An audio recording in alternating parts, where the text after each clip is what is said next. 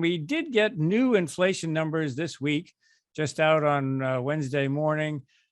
Steve, how does that play into what we've been talking about here? Some people are saying this is maybe we've hit the peak with inflation. Well, we went from transitory to peak watch, I mean, it's an interesting sort of dynamic, but yeah, I mean, the inflation number is down from last month. We were, back in June, it was 9.1. The numbers for July were at 8.5. So, clearly that's good news. It went down rather than up, but 8.5 is still really, really high inflation. So, I'm not quite sure how much there is to cheer about.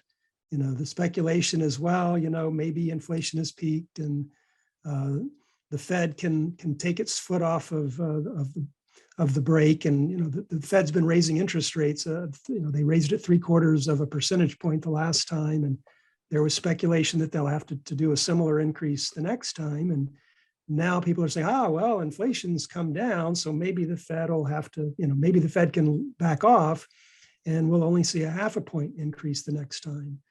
But then, these numbers are really fluid, and it's hard to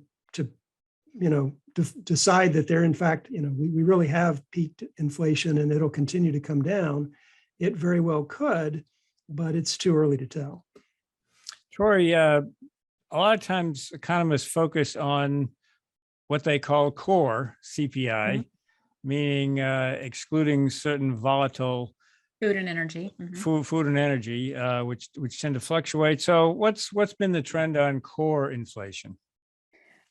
So for the last 5 months, we've seen a downward trend. In March, we were looking at 6.5% core inflation rate. We're down to about 5.9. But the last 3 months, we've sort of seen a stall out in the reduction in core inflation, 6.0, 5.9, 5.9. We're sort of holding at that 5.9, 6% core inflation level. And again, that's excluding the volatile food and energy sectors.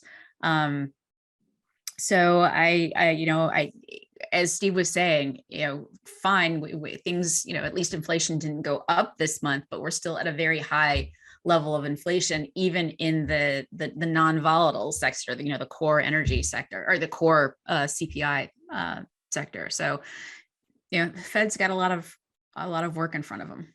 Yeah, I mean, gas prices have been coming down, and that might be reflected, but you were saying, Steve, that gas prices aren't that big a part of the overall inflation report. Yeah, so just as a short background, the CPI is based on prices, but you have to figure out how much weight to give each price. In other words, how many eggs do people buy? How much gas do people buy? And so the CPI, what is called the market basket of goods, is a function of two things. One is, what are individual prices? And then this two is how much people buy of each good. And, gasoline prices are very visible, and people, you drive up and down the road and you see the gas prices up on the sign, but, gas prices aren't that big a share of the market basket. I mean, the biggest share of the market basket is housing, both, rental and residential housing. It's almost 30% of the basket.